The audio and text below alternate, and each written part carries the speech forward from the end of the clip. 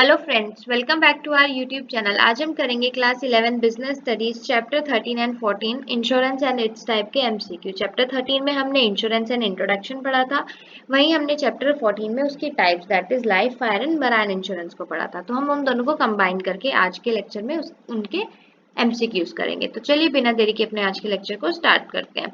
The one doing insurances, वो जो insurance करता है उसको हम क्या कहते हैं, मतलब इंश्योरेंस कंपनी क्या कहलाती है? Insurer, insured, none of these, both of these. तो ये correct answer will be option number A, that is insurer.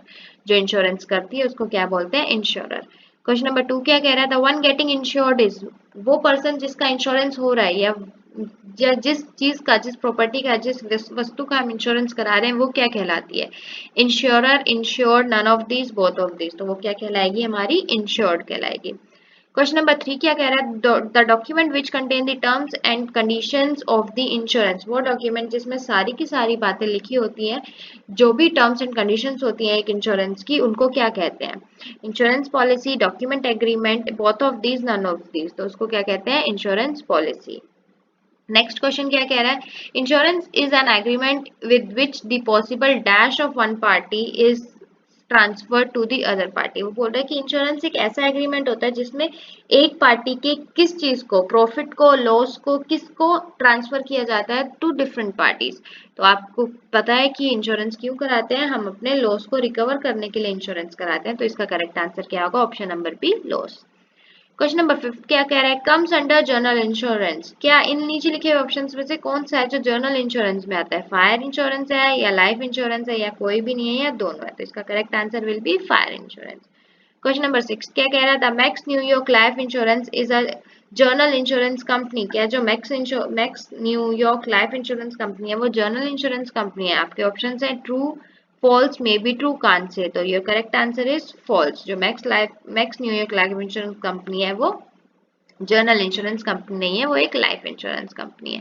Next question क्या कह रहा है? The New India Assurance Company is a life insurance company. जो न्यू इंडिया एश्योरेंस कंपनी है क्या वो लाइफ इंश्योरेंस कंपनी है? तो correct answer will be false, क्योंकि अश्योरेंस, हम लोग लाइफ की कोई एश्योरेंस, कोई गारंटी नहीं दे सकते कि किस बंदे का कब डिमाइस होगा, तो इसकी कोई गारंटी नहीं होती। तो इसीलिए वो क्या है? एक जर्नल इंश्योरेंस कंपनी है।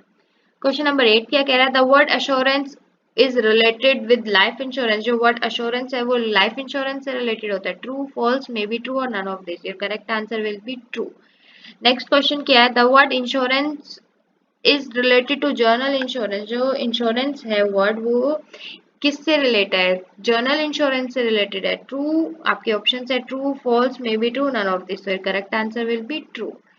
क्वेश्चन नंबर 10 क्या कह रहा है? The reinsurance is related with the insurer. जो री इंश्योरेंस होता है, मतलब एक चीज का आपने इंश्योरेंस करा रखा है, आप उसका दोबारा से इंश्योरेंस करा रहे हो, वो क्या इंश्योरर से रिलेटेड होता है? Option are true, false, may be true, none of this. तो ये करेक्ट आंसर इज ट्रू। जी हाँ, जो री इंश्योरेंस होता है वो इंश्योरर से ही रिलेटेड होता है। क्वेश्चन नंबर 11 क्या कह रहा है? Blank is a technique which distribute the risk of one person among many. ऐसी कौन सी टेक्निक है जिससे हम एक पर्सन के रिस्क को डिफरेंट डिफरेंट कैटेगरीज में या डिफरेंट डिफरेंट इंश्योरेंस कंपनीज में डिवाइड कर सकते हैं? तो ये correct answer will be option number B, that is insurance. Question number 12 क्या कह रहा था? Fee charge by the insurer on account of providing services. जो इंश्योरर से इंश्योरेंस कंपनी फीस चार्ज करती है, जो सर्विस वो उसको देगी, उसको क्या कहते हैं? प्रीमियम। तो आपका करेक्ट आंसर क्या होगा? Option number B, that is premium. Which of the following element is contain in life insurance. Life insurance में नीचे लिखे हुए कौन से एलिमेंट्स होते हैं? Security, investment, both of this, या प्रॉफिट?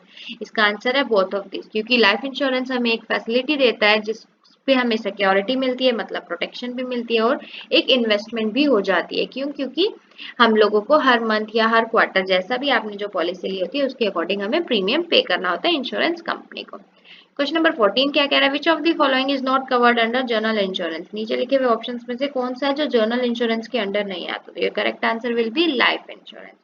नेक्स्ट क्वेश्चन क्या कह रहा है? Which of the following is objective of life insurance. Life insurance का क्या ऑब्जेक्टिव है? Protection, investment, both of these, none of these. तो लाइफ इंश्योरेंस का क्या ऑब्जेक्टिव है? प्रोटेक्शन का भी, इन्वेस्टमेंट का भी। ऐसा ही सिमिलर क्वेश्चन नंबर 13 भी था, जिसमें लाइफ इंश्योरेंस पे कौन से एलिमेंट है? तो सिक्योरिटी और इन्वेस्टमेंट, एंड ऑब्जेक्टिव क्या होता है? Protection and investment. Question number 16 क्या कह रहा है, which of the following element is presented in fire insurance. Fire insurance में नीचे लिखे हुए कौन से एलिमेंट्स प्रेजेंट होते हैं, protection, investment, profit, none of this. तो फायर इंश्योरेंस में सिर्फ एक एलिमेंट होता है, दैट इज प्रोटेक्शन।